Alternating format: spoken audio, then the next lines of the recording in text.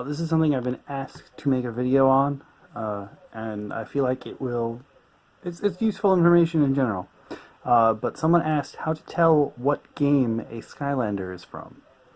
So in the first game, I actually have all 32 for the first game, but I only grabbed like a bunch to give you a sampling.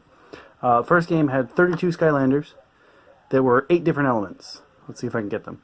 Water, fire, earth, air, life, undead, tech, magic.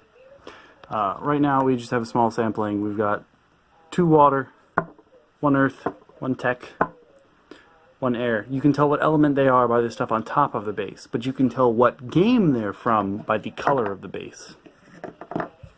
So if they have a green base, it's hard to tell on the blue guys. Oh, on the camera it's not hard to tell. From where I'm sitting, it's pretty hard to tell. If they have a green base, they're from the first game. That means they're playable in any and all Skylanders games. Skylanders Giants was the first game to have gimmicks, and the community refers to them as Gimmicklanders. So the gimmick for Giants was Giants. And it was also the first time the light core technology was added into the game. So, as you can see here, I have 2 of the same character, but these are variants. There are tons of variants in Skylanders. There's even 2 more variants behind. But these are actually the regular version, and then this is Punch Pop Fizz, which is a variant, but of the light core repos, which I'll explain to you in a little bit. The way to tell if a character is from the second game, Giants, is if their base color is orange. So Giants and the cores. So with Giants, they started releasing cores, which were the size of the figures from the first game, and then the gimmick, which was Giants. And for the most part, usually the gimmick landers are slightly more expensive than the core Skylanders. This is also a variant. This is Granite Crusher. And this is a variant as well, which there are a ton of, which are legendary Skylanders. And usually they have a black and gold color scheme, or a very, very navy and gold color scheme.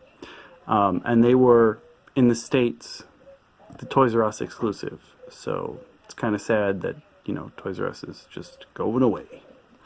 Now, I mentioned before that there were reposes.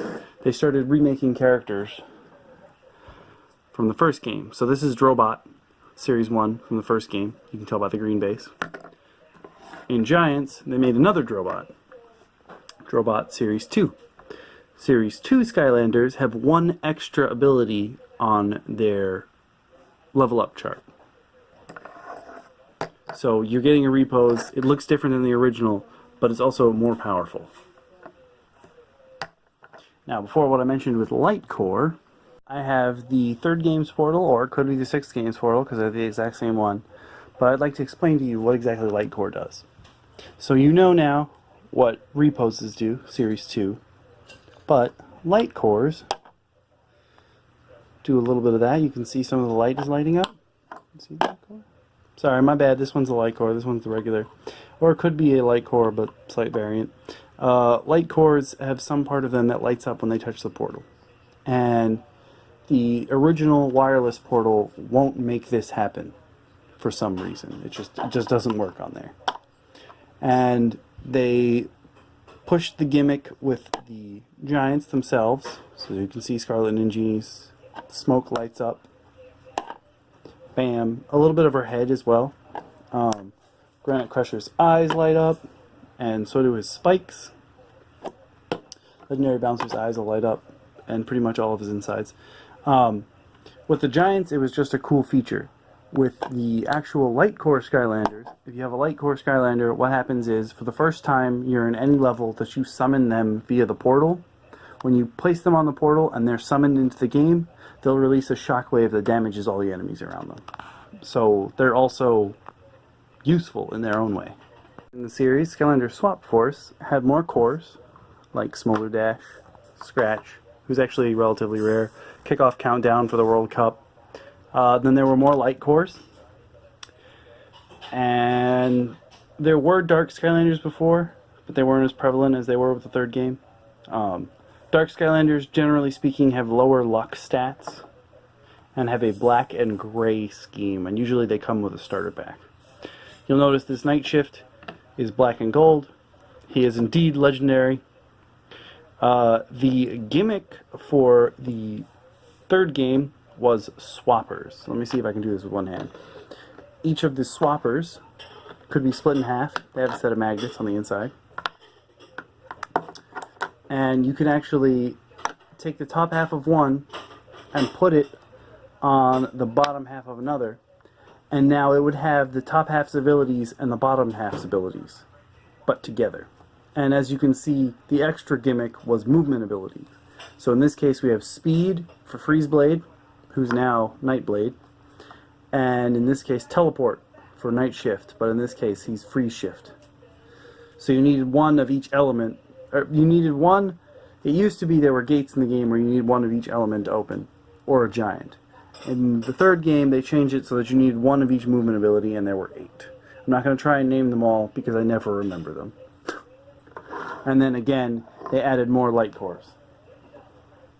Now, remember how I had told you guys previously that Series 2 Skylanders had an extra ability?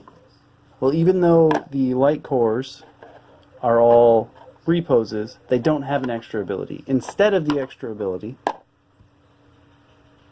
I really like Light Core Flashbang. Instead of the extra ability, they have that Shockwave. Now, if you're wondering how to tell what game, or what color the bottom of the base is for characters from Swap Force, even though the logo of the game is green, because they already used green in the first game where the logo was blue, they went to blue. So you can tell if a character is from the third game by the bottom of their base being blue. Bam. Game in the series, which is my personal favorite, is Skylander's Trap Team. It's my personal favorite because it has the most, I think it has the most fun stuff in it. Unfortunately, things got a little crazy here where there were 2 gimmicks, maybe even 3. I'm going to explain what those are in the back in a little while. Ignore the mess on the couch. But there were cores back again, like High Five. And then the gimmick landers for the 4th game were the Trap Masters. The Trap Masters were spiritual successors to the Giants, so they're all relatively giant-sized, but they all have one weapon made of Traptanium. Well, I mean, you could dual wield, but it's all one weapon. And they would do double damage against villains, which is where these come in. The second gimmick for the game was that, I don't know if you can read those, but, oops, didn't mean to zoom in. When you beat a villain, who you would do double damage to with Trap Master's weapons, if you had one of these traps, you could actually put the trap in the 4th game's portal and capture that villain. And then they would be stuck inside the trap, a la a Pokeball. And you would be able to play as that villain for a short amount of time. And then if you found something in the world that was a villain quest, which more often than not was not actually a quest, you would get to change the color of your villain. You don't get to pick it, it just happens automatically. And most of them are cyan for some reason. Once you did that, your villain would stay out a lot longer. Instead of having a health meter, they were timed. So if they got hit, their timer would go down faster. I guess technically 4 gimmicks for the 4th game, because in this case they also added 2 new elements to the game, light and dark. And from then on, these 2 would continue, but there's always less light and dark characters per game than there are all the other elements. And then, to show you guys what the 4th gimmick was, it was minis. So up until this game, if you had a mini Skylander, you couldn't really buy them in stores. They were like event prizes and what have you, and if you placed a mini on the portal, say in Giants, if you took Barkley, which is the miniature T-Rex, he would just jump around and follow you around and be really annoying. In the 4th game, they made them playable, so they made a bunch more. So this is Terabyte, which is the mini form of Terrafin, and this is Bop, the mini form of Bash, who I absolutely adore. Both big and small. The mini versions appear in game smaller, but they have the same skill tree as their regular size as their core counterparts. And on top of that, the minis basically do the same amount of damage that their core counterparts do. So you can pack quite a big punch in a little guy. And the way to tell if a Skylander is from the 4th game is the color of their base is red. Now, the fact that there are now 4 or 5 different kinds of Skylanders, because you have cores, you have light cores, you have the gimmick, you have minis, and then you had traps, confused a lot of people. So for the 5th game, instead of having all these different types, there's no cores, no gimmick Skylanders per se, there was just superchargers. Now they might have been reposes, but now they're totally different and they have some kind of weapon. So the guys from the 5th game are all called superchargers, and they're super easy to tell what game they're from because they're standing on engines. Because the gimmick for Skylanders 5 was vehicles. So there were land vehicles, air vehicles,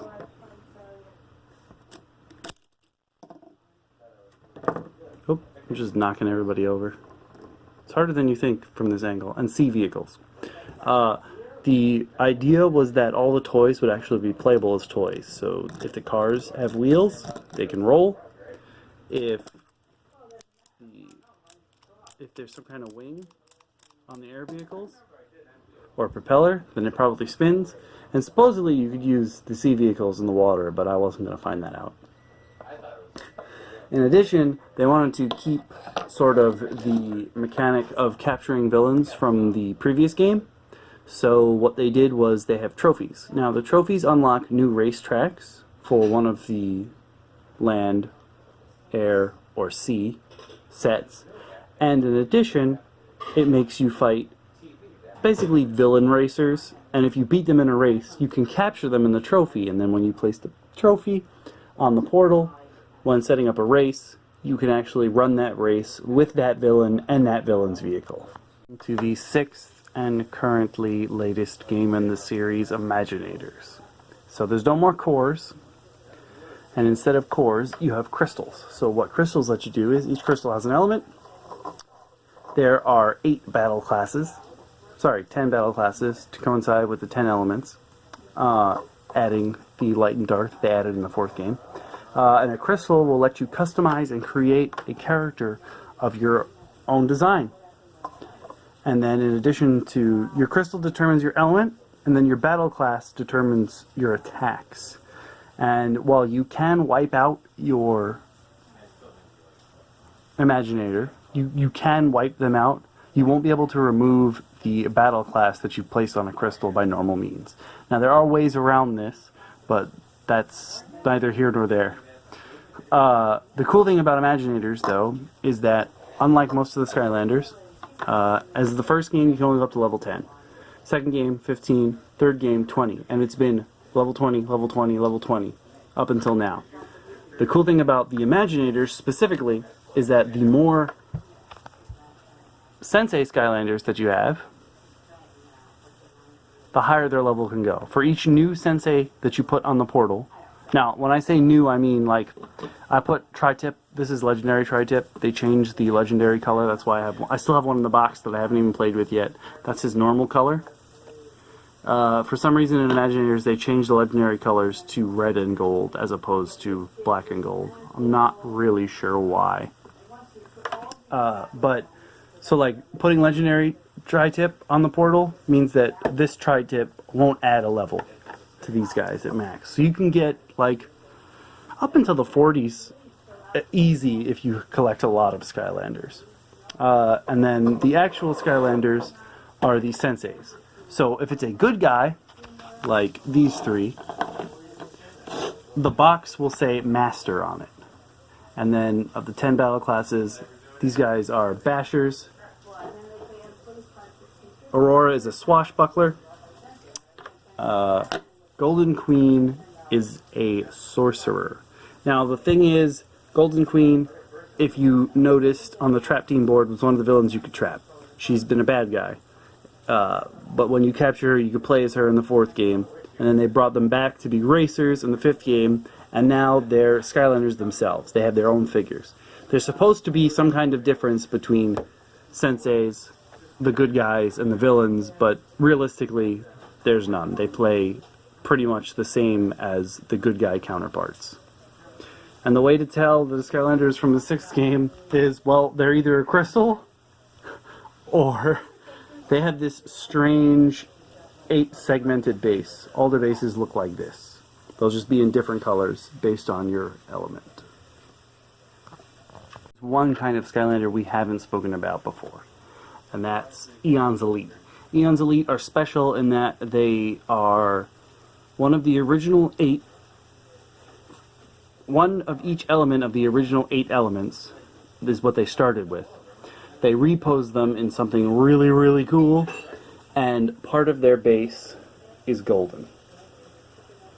So where the water was, or would have been on a regular Slam Bam, is now golden. And they come in very special cases, comparatively speaking, to the other Skylanders.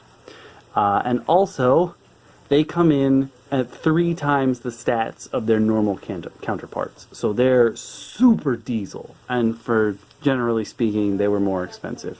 And that's it. That's all the Skylanders. I believe Eon's Elite started in the 3rd game, so you can use them any game past that. But let's see. According to this compatibility chart, you can use them in any of the games. Though, most likely, this one says Elite Skylander features only available in Skylander Supercharged. So one thing I mentioned is that you can go forward in the game. So like characters from the 1st game can play in all the games. 2nd game plays in 2, 3, 4, 5, 6, so on and so forth. In most cases, you cannot go back, but if it's a repose or something, it'll pop up as the regular version in previous games, like before it became a repose. So in that case, you can go back. What I'm assuming is that this Slam Bam will pop up as regular Slam Bam in the previous games. So yeah, I hope that helped.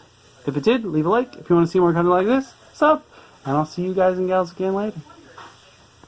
If any of you guys and gals are looking to see a video with a particular Skylander, or you want to see me use one in any sort of case, let me turn on the light. There you go. It's super dark, so I'm turning on the flashlight on my phone because the ceiling fan is really, really, really loud. If there's any Skylanders of mine you're wondering if I can give you hints or tips or what I think is best with those Skylanders, or you want to see them in a video at some point, I have a spreadsheet as a Google Doc that there will be a link to in the description of this video, which will show you which Skylanders I own. A whole bunch of them I haven't even played with yet.